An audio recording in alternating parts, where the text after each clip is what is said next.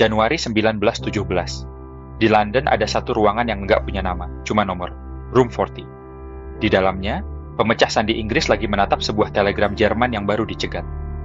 Begitu kebongkar, isinya bikin mereka terdiam.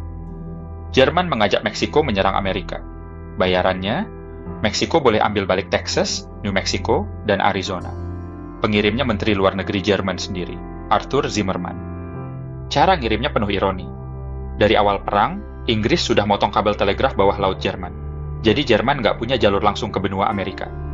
Amerika, yang masih netral dan lagi berusaha jadi juru damai, berbaik hati. Jerman boleh nitip pesan diplomatik lewat kabel Amerika, khusus urusan perdamaian. Dan lewat jalur pinjaman itulah Zimmermann mengirim telegramnya. Ajakan menyerang Amerika, numpang kabel Amerika, yang dipinjamkan atas nama damai. Yang Jerman nggak tahu. Lalu lintas telegraf Eropa Amerika lewat jaringan yang bisa diakses Inggris. Dan Inggris menyadap semuanya. Sehari setelah dikirim, Nigel de Grey dan kawan-kawannya di Room 40 sudah bisa baca sebagian isinya. Tapi membongkar itu baru setengah masalah. Kalau telegram ini diserahkan ke Amerika, Jerman bakal nanya, kok mereka bisa tahu? Dan sadar sandinya kebaca. Jalan keluarnya cerdas banget. Lewat kontak rahasia di kantor telegraf Mexico City, konon dengan nyuap pegawainya, Inggris dapat salinan telegram yang sama, yang kebetulan dikirim ulang pakai kode lama yang lebih gampang dibaca. Cerita resminya, kami dapat ini dari mata-mata di Meksiko. Jerman percaya, sandinya nggak diganti.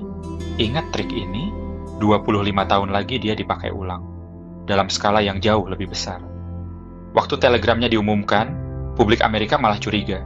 Jangan-jangan ini palsu, bikinan Inggris biar Amerika ikut perang. Teori itu terbantahkan dengan cara yang nggak diduga siapapun. Di depan wartawan, Zimmermann sendiri mengaku. Katanya, kira-kira, saya tidak bisa menyangkalnya. Itu benar.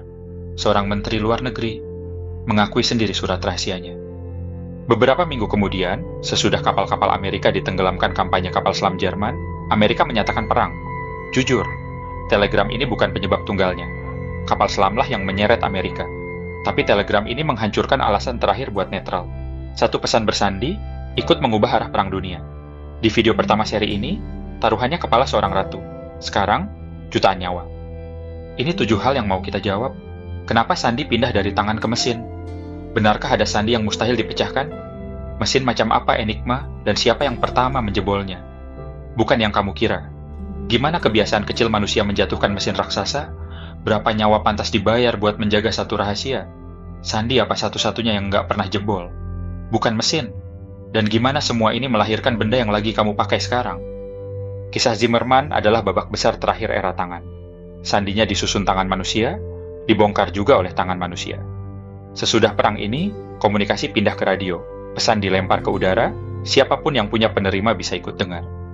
Jumlah pesan melonjak ribuan kali lipat, sementara bikin sandi dengan tangan itu lambat dan gampang salah. Pekerjaannya diserahkan ke mesin. Era tangan tamat. Anehnya, tepat di awal era baru ini, jawaban pamungkas perlombaan 4000 tahun itu justru sudah ditemukan. Gilbert Farnham, insinyur AT&T, perusahaan telepon raksasa Amerika, tahun 17 bikin sistem untuk teleprinter. Mesin ketik jarak jauh yang diketik di satu kota langsung tercetak di kota lain lewat kabel. Sistemnya, tiap karakter pesan digabung satu karakter dari pita kunci, gulungan kertas berisi karakter acak. Tapi mesin Farnham baru setengah cerita. Perwira militer Joseph Maubourne, begitu sejarah biasa mengkreditkannya, nambahin aturan pamungkas. Pita kunci nggak boleh dipakai 2 kali. Lahirlah one-time pad. Syaratnya 3. 1. Kunci acak betulan. 2. Panjangnya minimal sama dengan pesan. 3. Cuma dipakai sekali, habis itu dibuang selamanya. Plus, 1 yang terlalu jelas buat dihitung. Kuncinya harus tetap rahasia. Kalau semua syarat itu dipenuhi, hasilnya bukan sulit dipecahkan, melainkan tidak mungkin dipecahkan. Pesan acaknya nggak nyimpan petunjuk apapun. Semua cara pembongkaran dari 4000 tahun, menghitung huruf, mencari pengulangan, mati semua. Nggak ada pola tersisa buat dihitung. Nanti di video berikutnya, ada yang membuktikan tidak mungkin ini secara matematis. Perlombaan selesai dong? Ternyata nggak. 3 syarat tadi gampang ditulis. Hampir mustahil dijalankan. Bayangin markas perang. Pesan 10.000 huruf butuh kunci 10.000 karakter acak sempurna yang harus diantar dulu ke seberang tanpa jatuh ke tangan siapapun. Begitu kepakai buang, ganti baru, antar lagi. kalikan dengan ribuan pesan sehari. Itu bukan sistem sandi, itu mimpi buruk logistik. Jadi siapa yang pakai sandi sempurna ini? Hampir nggak ada, kecuali kalau taruhannya kiamat. Tahun 62, Amerika dan Uni Soviet berhadap-hadapan soal rudal nuklir di Kuba. Dunia nyaris perang nuklir. Dan pelajaran paling menakutkannya, dua negara pemegang tombol nuklir ternyata nggak punya jalur cepat buat bicara langsung. Setahun kemudian dibangunlah jalur khusus Washington-Moskow yang terkenal itu. Di film digambarkan telepon merah, aslinya teleprinter, dan pesannya dikunci one-time pad. Gulungan kuncinya nggak dikirim lewat kabel, terlalu berisiko. Diantar kurir, orang sungguhan, terbang bawa gulungan kunci ke kedutaan di negara lawan. Sandi sempurna itu ada, dan dipakai betulan. Tapi ongkosnya berat banget.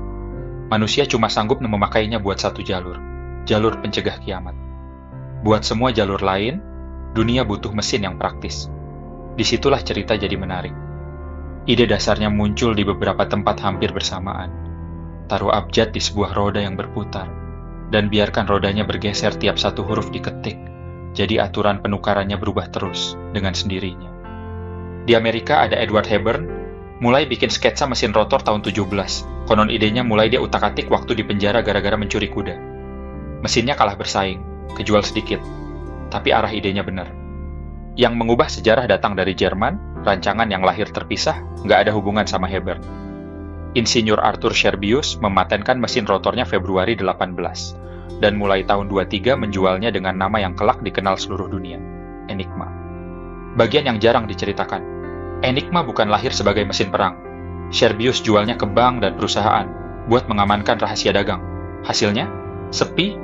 Bertahun-tahun Enigma jadi produk gagal, sampai militer Jerman melihatnya. Angkatan Laut mengadopsi tahun 26, Angkatan Darat 28. Dan versi militernya diperkuat satu tambahan yang bikin dia jauh lebih ganas. Papan colok, panel penuh lubang di depan mesin, tempat kabel-kabel ditancapkan buat menukar pasangan huruf. Sebelum pesan masuk ke roda, hurufnya sudah diacak sekali lagi. Lapisan pengacakan ekstra. Scherbius nggak pernah melihat kelanjutannya. Dia meninggal tahun 29, kecelakaan kereta kuda, sebelum mesinnya jadi tulang punggung militer paling ditakuti di Eropa, dan jauh sebelum dunia tahu mesinnya dikalahkan. Penemunya wafat tanpa tahu mesinnya bakal sepenting itu, dan bakal jebol. Bentuknya kayak mesin ketik dalam koper kayu. Isinya 3 roda yang bisa dipertukarkan, masing-masing berisi pengkabelan rahasia. Tiap tombol ditekan, roda bergeser dulu, baru arus mengalir, lewat ke 3 roda, dipantulkan balik, menyalakan lampu satu huruf hasil. Karena roda bergeser tiap ketukan, aturan penukarannya ganti di setiap huruf. Ketik A 2 kali, hasilnya bisa B, lalu Q. Kuncinya adalah setelan awal. Roda mana, urutan apa, posisi mana, pasangan huruf di papan colok, plus beberapa setelan kecil lain yang nggak perlu kita rinci. Di video pertama kita ketemu Al-Kindi, cendekiawan Baghdad abad ke-9, penemu senjata pamungkas pembongkar sandi, menghitung huruf. Di bahasa apapun ada huruf yang muncul jauh lebih sering. Kalau tiap huruf cuma ditukar satu huruf lain, pola seringnya tetap kelihatan. Cari topeng yang paling sering muncul, sandinya mulai terbuka. 1000 tahun cara ini menjebol sandi demi sandi. Enigma adalah mimpi terburuk Al-Kindi. Menghitung huruf cuma jalan kalau topengnya tetap. Di sini topengnya ganti setiap ketukan, mekanis, tanpa lelah, tanpa salah. Sekarang angkanya dan dari mana datangnya. Setelan Enigma itu hasil kali 3 hal. 1. Pilihan roda. 3. Dipilih dari 5, urutannya dihitung, 60 cara. 2. Posisi awal. Tiap roda mulai di salah satu dari 26 posisi. Totalnya 17.576. 3. Si papan colok, 10 kabel menukar 10 pasangan huruf. Dan inilah monsternya, lebih dari 150 triliun kombinasi. Kalikan ketiganya, hampir 159 miliar setelan. Dan itu baru hitungan populernya. Masih ada setelan kecil lain yang belum dihitung. Sanggup nyoba 1 miliar setelan per detik? Kamu butuh sekitar 5.000 tahun. Jerman menyimpulkan hal yang masuk akal. Mesin ini tidak mungkin dipecahkan. Yang nonton video pertama sudah tahu. Julukan tidak mungkin dipecahkan selalu berakhir sama. Le chiffre indéchiffrable. Sandi tak terpecahkan dari Prancis.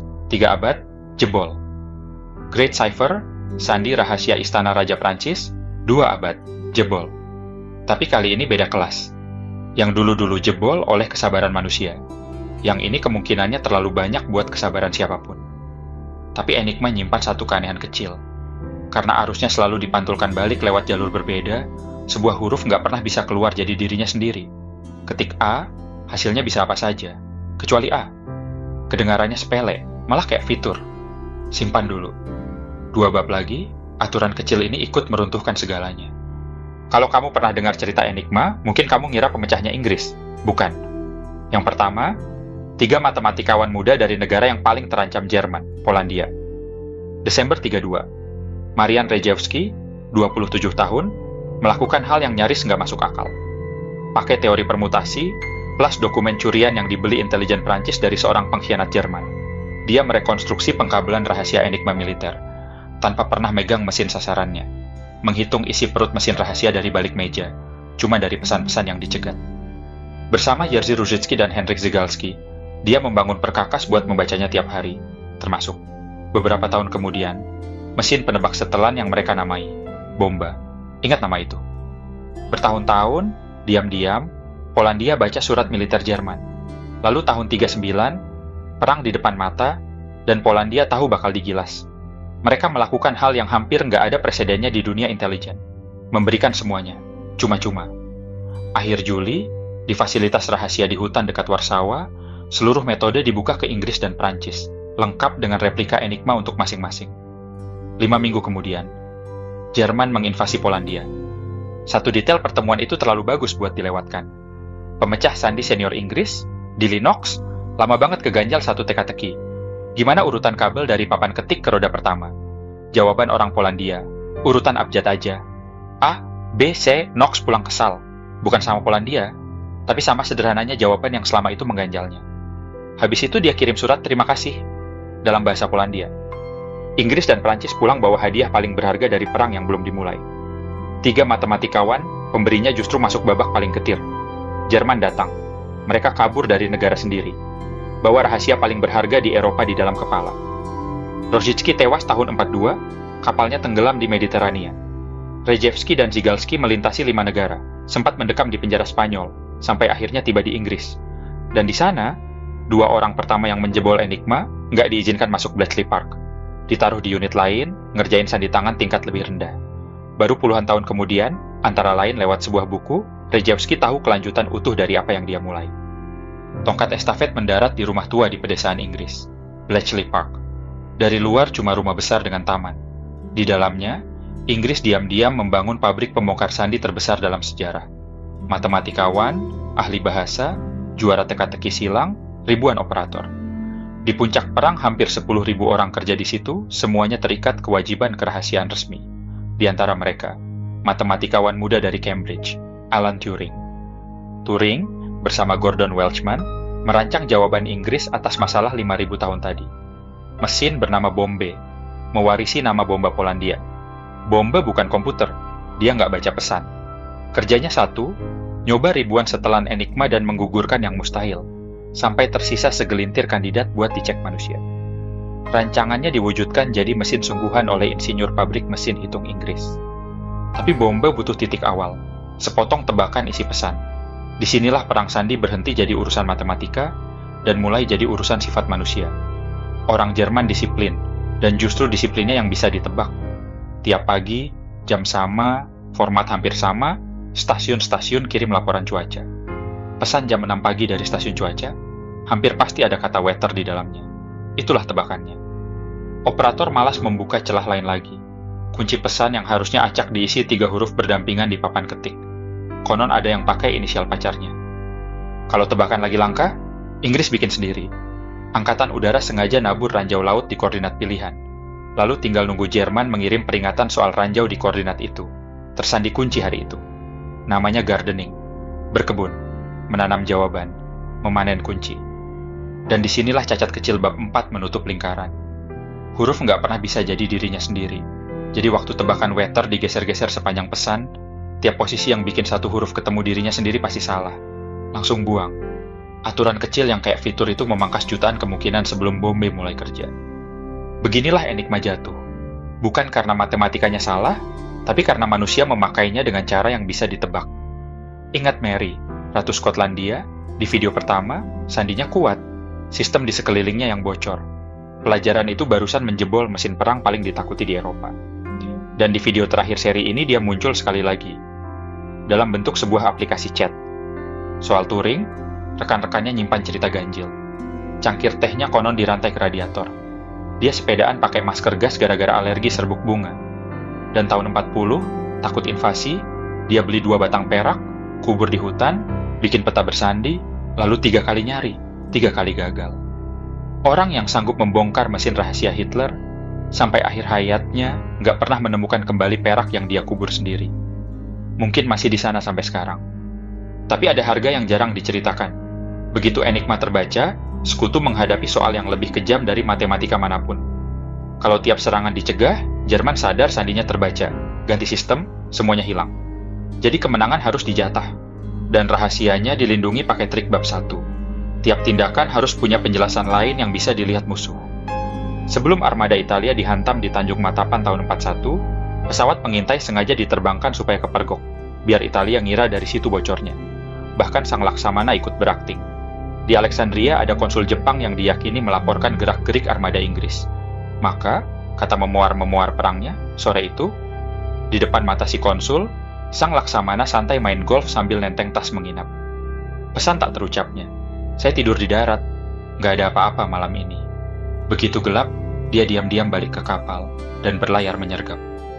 Konsekuensi jujurnya, ada serangan yang diketahui dan dibiarkan terjadi, demi rahasia yang lebih besar. Orang Bletchley hidup bertahun-tahun dengan hitungan itu.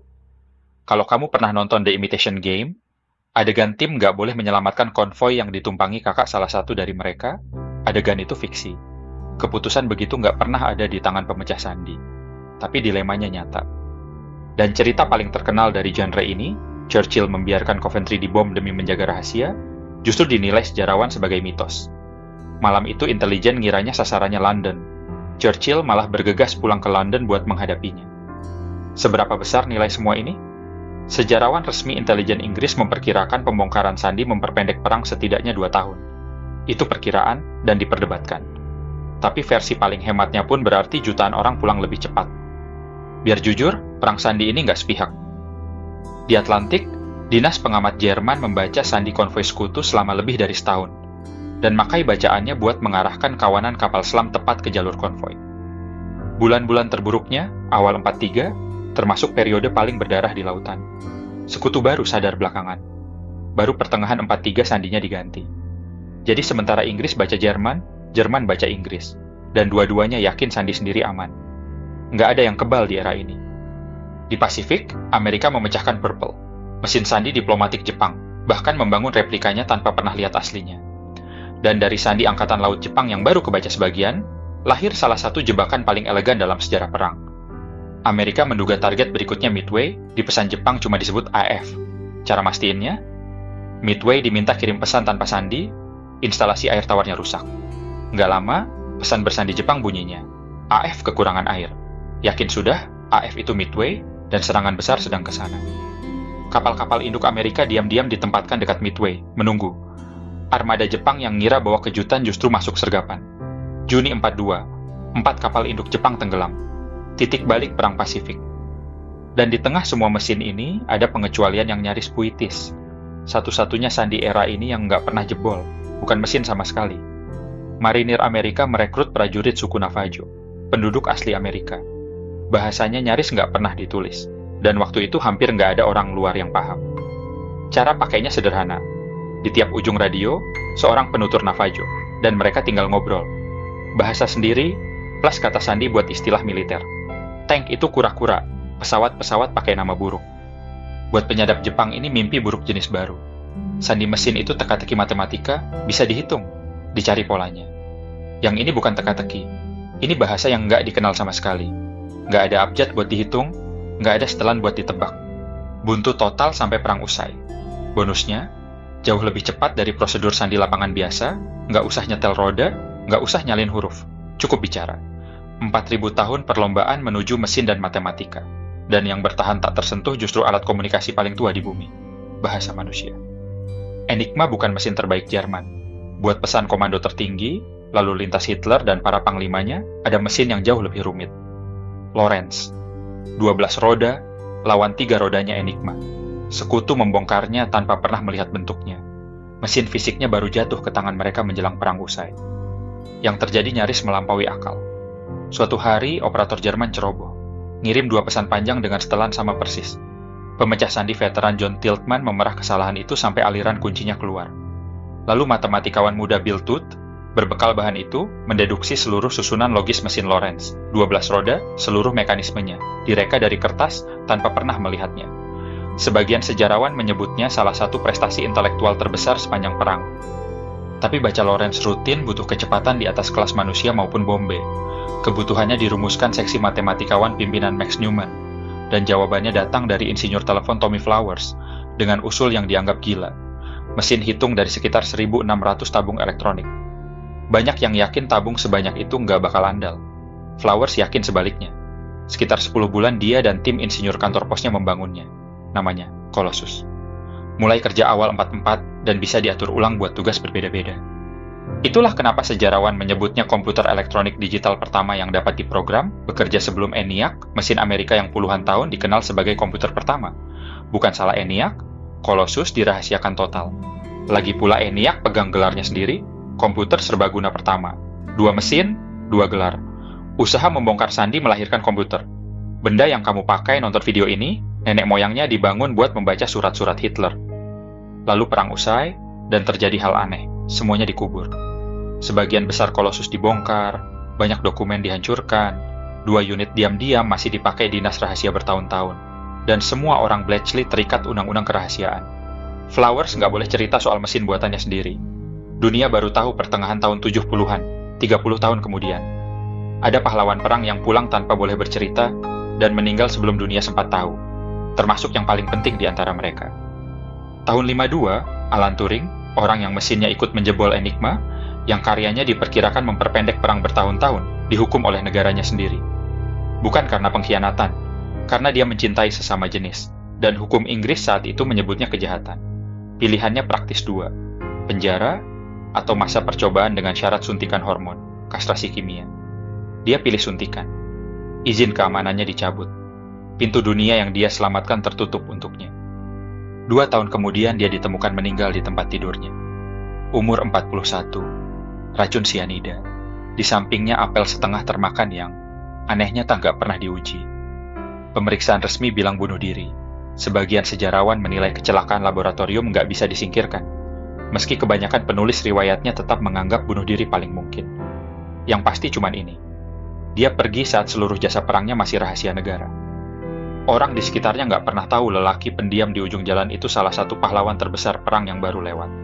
Dunia baru mulai diberitahu 20 tahun kemudian, sepotong demi sepotong, dan saat itu dia sudah lama tiada. Dunia butuh setengah abad buat berbalik. Maaf, resmi pemerintah Inggris. 2009. Pengampunan kerajaan, 2013. Dan tahun 2021, wajah Turing dicetak di uang 50 pound. Diedarkan tepat 23 Juni, hari ulang tahunnya. Mesin bisa dikalahkan dengan menghitung. Orang yang menghitungnya, dialah yang dikalahkan bukan oleh mesin, melainkan oleh zamannya sendiri. Perang usai, mesin-mesinnya dikubur, tapi pertanyaannya nggak ikut terkubur. Pertanyaan itu pindah ke kampus dan laboratorium, dan berubah bentuk. Bukan lagi gimana bikin sandi yang rumit, tapi apa sebenarnya arti aman? Di video berikutnya, kriptografi berhenti jadi keahlian, dan menjadi ilmu.